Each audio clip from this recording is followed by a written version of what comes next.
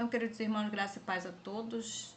Para a honra e glória do nosso Senhor Jesus, iniciamos hoje a semana de oração, a primeira semana de oração de 2025. Eu, particularmente, fico muito feliz quando tem jornada, quando tem vigília, quando tem semana de oração.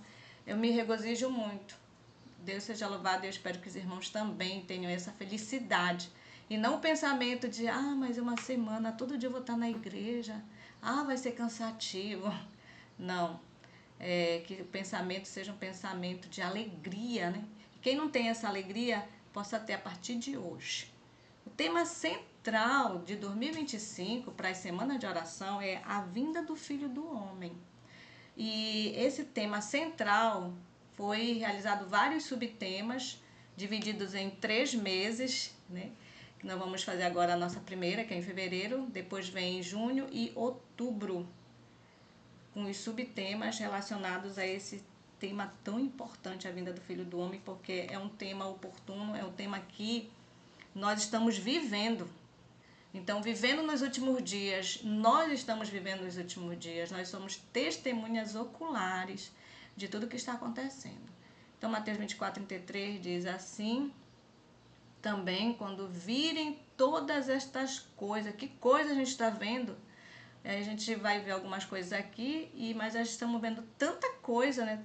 A corrupção aumentando, né? A violência aumentando, a destruição de lares aumentando, é tanta coisa horrível que a gente nem tem mais desejo, não tem vontade de ficar aqui não. Eu não tenho. Teve uma vez, irmãos, que eu achei esse mundo tão negro, que eu pedi a morte para Deus, que nem Elias. Senhor, me leva desse mundo. Eu não quis ficar aqui. Eu lembro que a irmã White, ela teve essa visão do céu e ela não queria voltar para a terra, né?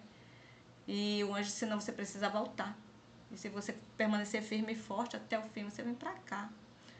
Então eu me senti, aí eu conversando com a Ana Lúcia, e aí logo veio uma responsabilidade para mim com uma criança. E aí a irmã Ana Lúcia disse assim, olha, se tu tivesse partido, quem ia cuidar do Diogo? Eu disse, pois é, né? Porque Deus ainda tem uma missão para mim. Então, as coisas que nós estamos vendo são tanta coisa terríveis, né?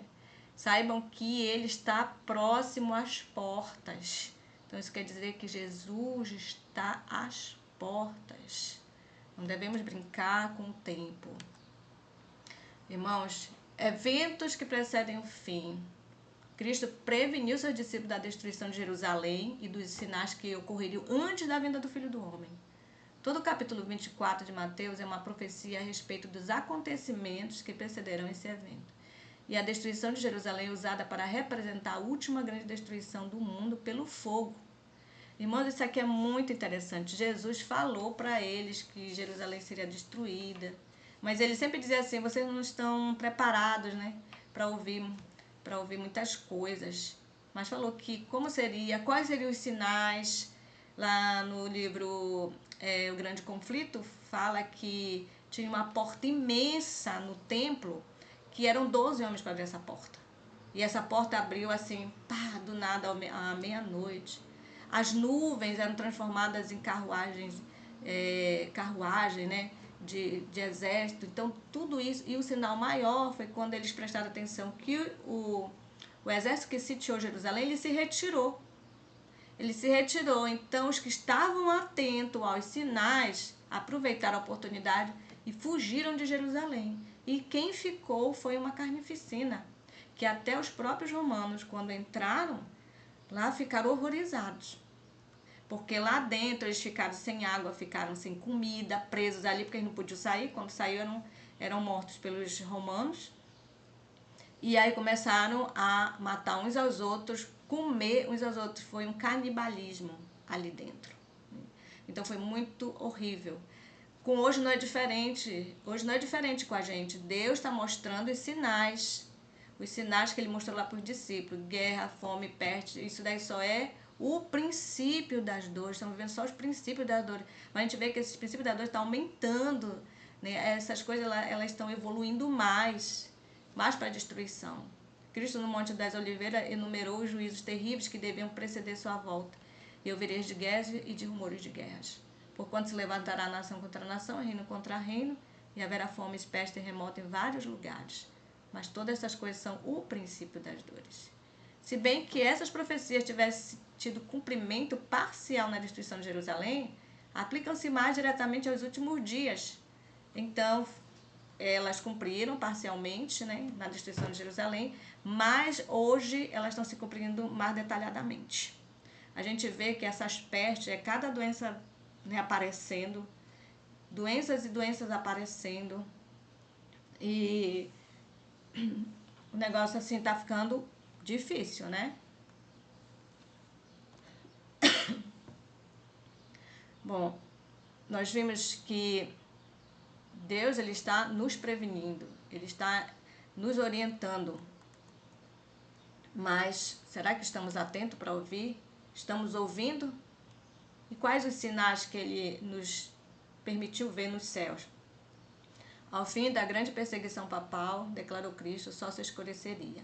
Então nós sabemos que a igreja passou por uma tremenda perseguição papal. Primeiro foi imperial, depois a papal, essa foi pior que a imperial, que queria exterminar mesmo os seguidores de Jesus. E depois que essa perseguição findou, o sol escureceu e a lua não daria a sua luz. Isso aconteceu. E em seguida caíram as estrelas do céu. E ele diz: aprendei, pois, esta parábola da figueira, quando já os seus ramos se tornam tenros e brotam folhas, sabeis que está próximo o verão. Igualmente, quando vejo todas essas coisas, sabei que ele está próximo às portas.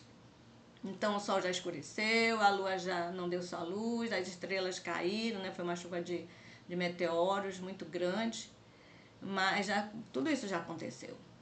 Cristo deu sinais de sua vinda, declara que podemos conhecer quando ele está perto, às portas. Ele diz daqueles que veem estas coisas, não passará esta geração sem que todas estas coisas aconteçam. Estes sinais apareceram. Agora sabemos com certeza que a vinda do Senhor está às portas. Então, tudo isso já aconteceu. Então, que dúvida nós temos de que Cristo está às portas? Qual é a dúvida que nós temos? Se temos dúvida é porque nós não acreditamos no que foi relatado, né? Está sendo relatado. Então, nós vimos aqui, né, os sinais que aconteceriam no mundo, no céu. E os sinais na terra? Declara Jesus: e haverá sinais no sol, na lua e nas estrelas, e na terra a angústia das nações. Estão mais detalhadamente falando em Lucas 21, Mateus 24, Marcos 13 e Apocalipse 6. Os que contemplam estes prenúncios de sua vinda devem saber que está próximo às portas. O grande conflito, páginas 37 e 38, relata isso detalhadamente, né? As nações estão agitadas, tempos de perplexidade se acham diante de nós. Nós vimos aí nos noticiários, né, da nação contra nação. A população, infelizmente, o inocente paga pela ambição dos governadores, né, dos presidentes. Então, a população que é mais dizimada com todas essas guerras. O coração dos homens está desmaiando de terror das coisas que sobrevirão ao mundo. Mas os que creem em Deus ouvirão sua voz em meio à tormenta, dizendo: sou eu, não tem mais. Nós vimos no estudo os últimos acontecimentos na volta de Cristo, detalhadamente, o que vai acontecer, não é isso? O que vai acontecer nos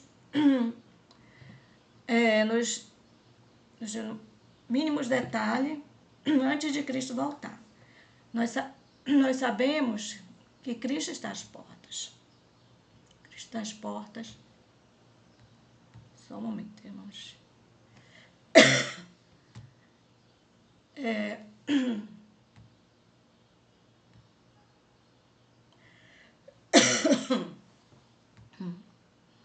Então, nós sabemos que Cristo está às portas.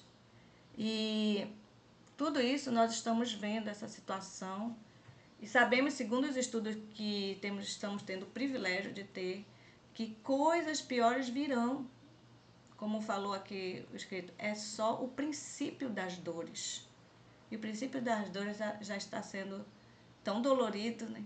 Imagine quando a coisa se apertar mais.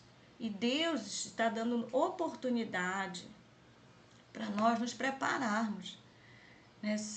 A oração, ela faz com que a gente se chegue mais a Deus.